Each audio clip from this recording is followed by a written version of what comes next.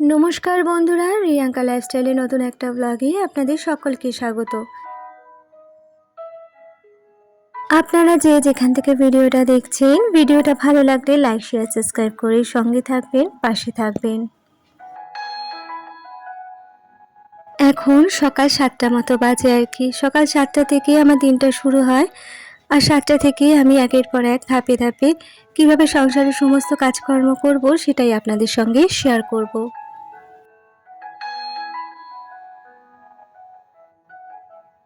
তো সকাল সকালে আমার সংসারের সমস্ত বাসি কাজ হয়ে গিয়েছে। এখন ফ্রিজ থেকে মাছটা বার করছি, যাব উপরে রান্নাঘরে।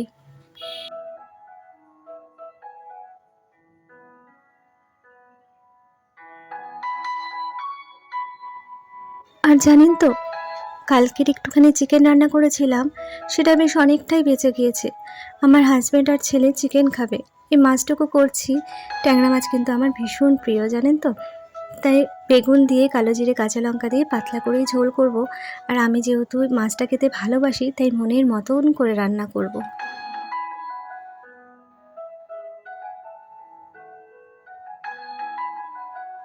আবার আমার হাজবেন্ড ছোট মাছ খুব একটা খায় না, জানেন তো। এই ট্যাংরা মাছ বলুন, তারপরে ভোলা মাছ বলুন, এই ধরনের মাছগুলো ও খুব একটা না পছন্দ করে না।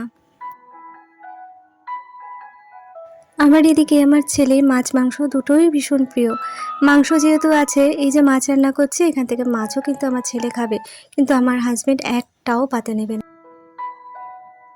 আবার এদিকে দেখি, জানেন তো, শীতকাল হলে আমুদি মাছের ঝালটা আমার হাজবেন্ড আবার ভীষণ ভালো খায়। আবার তেলাপিয়া মাছের ঝাল করলে সেটাও ভীষণ ভালো খায়। অ্যাকচুয়ালি কী বলুন তো, মুডে চলে। যখন যেটা মুড হয়, যেটা ভালো মনে হয় ভালো খাবে, তো সেটাই খায়। আর কি বলুন তো, খাওয়াটা না নিজের উপর, নিজের মনের শান্তি। তো শান্তি করে যেটা ভালো খায় সেটাই খাক। তাও তো ভালো, বিয়ের আগে কিন্তু এই ছোট মাছ কোনো মাছই খেত না সেরকম। বিয়ের পর একটু একটু করে তাও মাছ খাওয়া ধরেছে, বা এখন ভালোই খেতে শিখেছে। আমার হাজবেন্ড একটু বাজারে গিয়েছিল, একটু সবজি বাজার করে নিয়ে এসেছে, আর নিয়ে এসেছে কাঁঠাল। ভেঙে বিক্রি করছিল, তো সেখান থেকে অল্প করে নিয়ে এসেছে। বেগুন কেটে অনেকক্ষণ ভিজিয়ে রেখেছিলাম নুন জলে, তো দেখুন একটা জল বেরিয়েছে লাল মতো। এই জলটাকে পরিষ্কার করে ফেলে দিয়ে তারপর বেগুনটাকে রান্না করব আর কি।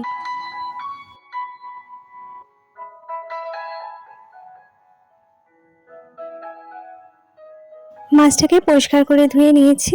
এবার নুন হলুদ দিয়ে ভালো করে মাখিয়ে মাছটাকে ভাজা বসিয়ে দেব। জানেন তো, মাছটা ভাজা বসানোর সঙ্গে সঙ্গে এমনভাবে বিশ্রীভাবে তেলটা ছিটেছে না, আমি ভয় পেয়ে গিয়েছি। আর তারপর একটা থালা দিয়ে ঢাকা দিয়ে দিয়ে মাছটা ভাজলাম আর কি।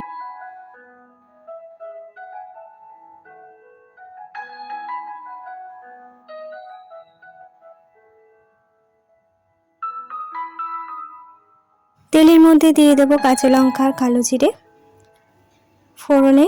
তো এটা একটু ভাজা ভাজা হয়ে গেলে তারপর এর মধ্যে দিয়ে দেবো বেগুনগুলো সুন্দর করে ভেজে নেব।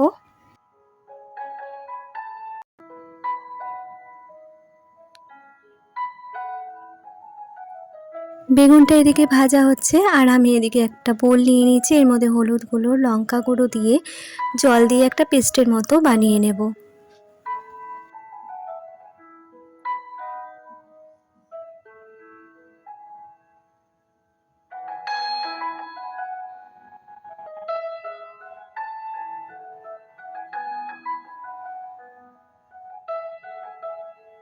মশলাটা এর মধ্যে দিয়ে দিলাম, এবার সুন্দর করে একটু কষিয়ে নেব।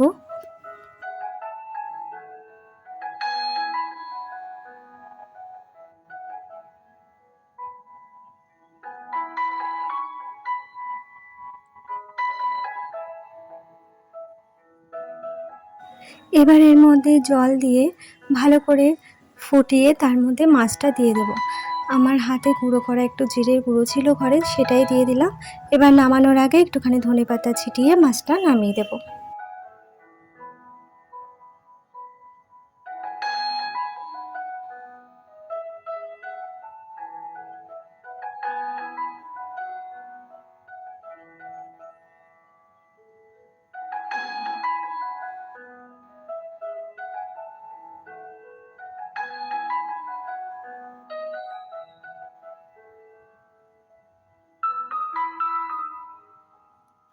আমার রান্না তো কমপ্লিট হয়ে গিয়েছে, এবার পরিষ্কার করে গ্যাস ওভেনটা পুছে নেব।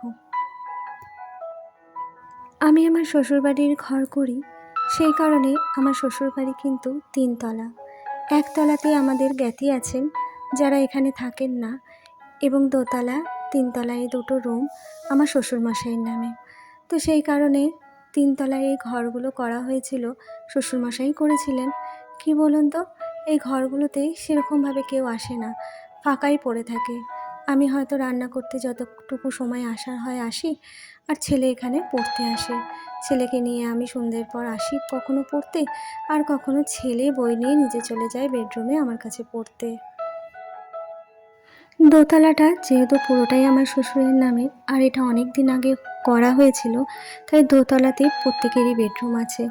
আমার শ্বশুরমশাই, শাশুড়ি আর আমার দেওর দোতলায় নিজেদের মতন করে থাকেন, আর একটা রুমে আমি, আমার হাজব্যান্ড, আমার ছেলে থাকি। আমার শ্বশুরমশাইদের রুমের ভেতর থেকে রান্নাঘর সেট করা আছে, যার জন্য 2টো রুম আর রান্নাঘর একেবারে ওনাদের ঘরের ভেতরে। আর এই উপরে রান্নাঘরটা আমি ব্যবহার করি।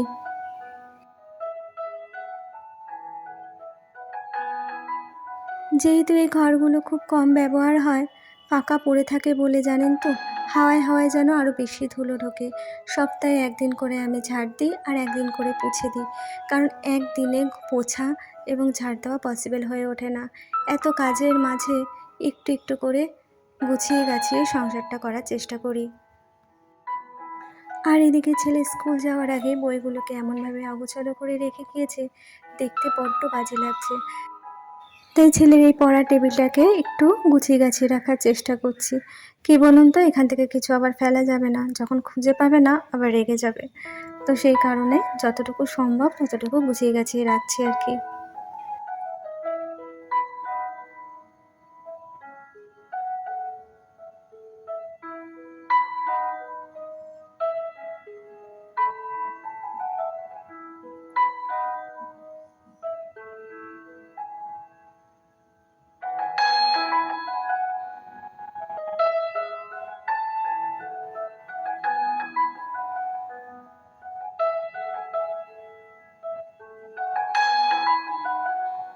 আমার রান্নাঘরের সমস্ত কাজ হয়ে গিয়েছে।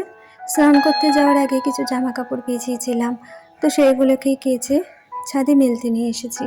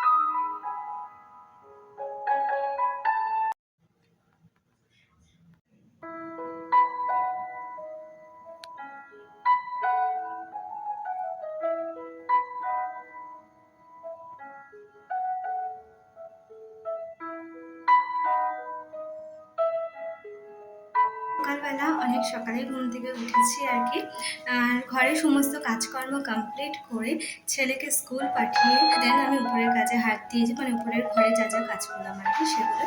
তো চলুন সবটাই আপনাদের সঙ্গে শেয়ার করলাম। ভিডিওটা ভালো লাগলে লাইক শেয়ার সাবস্ক্রাইব করে সঙ্গে থাকবেন, পাশে থাকবেন। তো চলুন আজকের মতো ভিডিওটা এত অবধি রাখছি।